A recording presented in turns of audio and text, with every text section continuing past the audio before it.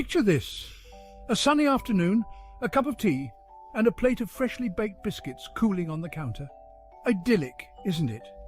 Well, it was, until the invaders arrived. A relentless black tide flowing in from the garden, across the patio, and straight towards my precious biscuits. Yes, dear reader, ants. An entire battalion of the little blighters, marching in perfect formation, their tiny antennae twitching with anticipation. They were upon those biscuits in seconds, a seething mass of determined mandibles. I, of course, panicked, grabbed the nearest weapon, a tea towel naturally, and flailed about like a windmill in a hurricane. It was a massacre, a scene of utter carnage, of crumbs mostly. The ants, however, seemed unfazed. In fact, I swear I saw one particularly portly fellow give me a cheeky salute before disappearing under a fallen biscuit with his ill-gotten gains. The great Crumb Robbery of 23, as it became known in our household, was a stark reminder of the audacity of ants. They might be small, but they are mighty, and they have an uncanny ability to sniff out a stray crumb from a mile away. It's enough to make one despair. But fear not, dear reader, for I have since learned from my crumb-covered mistakes. I have delved into the strange and fascinating world of ant prevention, and I am here to share my wisdom, hard-won through many a battle with those six-legged fiends.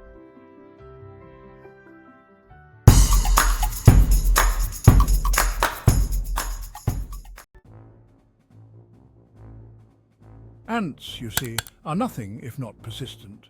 They're the tenacious terrier of the insect world, always sniffing around, looking for a way in. And why wouldn't they? Our homes, with their toast crumbs and stray sugar granules, are veritable Michelin-starred restaurants to these tiny foragers. Now, you might have heard that ants are only a problem in the summer. They're just looking for food before winter, some say. Well, I'm here to tell you that's a load of poppycock. Ants are year-round residents of planet Earth, and they're just as happy setting up camp in your pantry in December as they are in July. They might be less visible in the colder months, but trust me, they're lurking, probably plotting their next biscuit heist. The truth is, ants are drawn to our homes for the same reasons we are: warmth, shelter, and easy access to snacks. And once they find a good spot, they release pheromones, invisible chemical messages to let their buddies know, hey, free buffet this way. The first line of defense, my friend, is embarrassingly simple cleanliness. I know, boring, right? But trust me, a crumb-free counter is about as appealing to an ant as a week-old lettuce sandwich. Wipe down surfaces regularly, especially after meals. Vacuum like your life depends on it, because to an ant, those crumbs under the sofa are a 3-course meal and a midnight snack all rolled into one. And for goodness sake, don't leave dirty dishes lying around. That's like sending out engraved invitations to every ant colony in a 5-mile radius. Now, I'm not suggesting you turn into a cleaning fanatic overnight. We all have better things to do than chase dust bunnies and scrub grout, but a little bit of effort goes a long way in the war against ants. Think of it as a preemptive strike, a way to show those 6-legged invaders that your home is not to be trifled with. Of course, cleanliness alone won't win the war. Ants are cunning creatures, and they'll find a way in if they're determined enough. That's why we need to up our game. Here's where things get interesting. Ants, you see, are remarkably predictable little creatures. They follow their noses, quite literally, wherever the scent of food leads them. So to outsmart them, we need to think like them, or more accurately, think like their noses. First, identify their entry points. Are they squeezing under the door? Marching in through a crack in the wall? Once you've found their secret passageways, it's time to build some fortifications. Now, I'm not suggesting you construct a miniature Great Wall of China across your kitchen floor, though, come to think of it, no, we're going to use their own senses against them. Ants, for all their foraging prowess, have a severe aversion to certain smells. Vinegar, for example, is like kryptonite to them. A simple spray of diluted vinegar around entry points will send them scurrying back to their ant hills, tails between their legs. Other natural ant deterrents include cinnamon, citrus peels, coffee grounds, and even baby powder. Sprinkle these around strategically, and you'll create an invisible yet potent barrier. Think of it as your own personal ant-repelling force field. Let's talk citrus. Lemons in particular are like tiny fragrant hand grenades in the war against ants. They contain a natural compound called D-limonene, which is highly toxic to ants. Just the scent of it is enough to send them running for the hills. So the next time life gives you lemons, don't make lemonade, make ant repellent.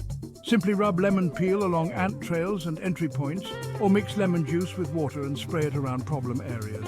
Your house will smell fresh and citrusy, and the ants will be left wondering what hit them. And while you're at it, why not use those leftover lemon rinds for something useful? Scatter them around the garden, particularly near plants that are prone to ant infestations. Not only will they deter ants, but they'll also add a touch of natural fragrance to your outdoor space. It's a win-win. Just be sure to replace the lemon peels every few days as they lose their potency over time. And remember, the goal is to deter ants, not create a lemon-scented slip and slide for unsuspecting guests. Safety first, always. Of course, sometimes you need something a little stronger than lemon peels and vinegar. For those particularly stubborn infestations, there's a whole arsenal of ant-fighting weaponry available at your local hardware store. There are sprays, traps, granules, and even sonic repellents that claim to send ants packing with high-frequency sound waves. Now, I'm not one to judge the effectiveness of sound-based pest control, but I have to admit, the idea of blasting ants with ultrasonic waves does tickle me somewhat. If you do opt for chemical warfare, however, please be responsible. Follow the instructions carefully and keep all ant-killing concoctions well out of reach of children and pets. We're trying to get rid of ants here, not recreate the plot of a Hitchcock film.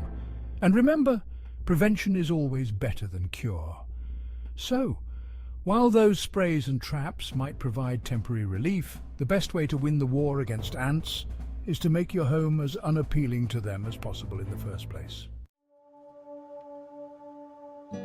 Section 7. Know Thy Enemy, a Tiny Ant Encyclopedia. Now, before we declare all-out war on anything that crawls with 6 legs, let's take a moment to understand our enemy. Ants, believe it or not, are fascinating creatures. They've been around for millions of years, and they've evolved into incredibly efficient and organized societies. Did you know, for example, that an ant can lift up to 50 times its own body weight? That's like an average human lifting a small car. And their colonies can contain millions of individuals, all working together in perfect harmony. They communicate through pheromones, which they use to leave trails, signal danger, and even identify different castes within the colony.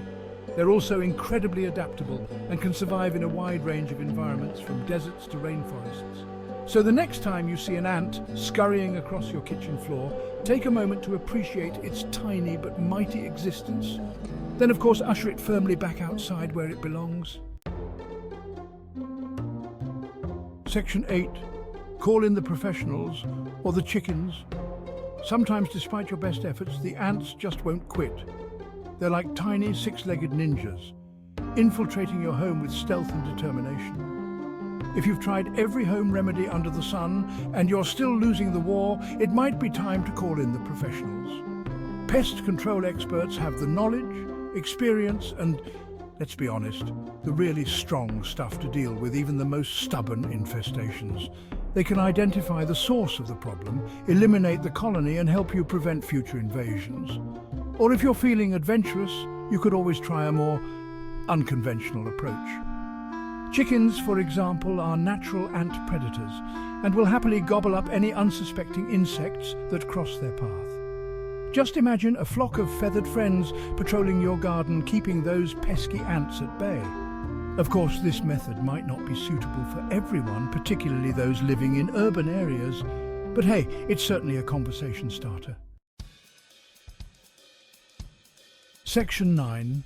Peace, love and understanding. Just kidding, evict them. Some people advocate for a more peaceful coexistence with ants. They argue that ants are part of the natural ecosystem and play an important role in things like soil aeration and seed dispersal. And while that's all well and good, I'm not sure I want them aerating my pantry shelves or dispersing seeds in my sugar bowl. So while I respect their right to exist, I firmly believe that ants belong outside, enjoying the great outdoors and leaving our homes in peace.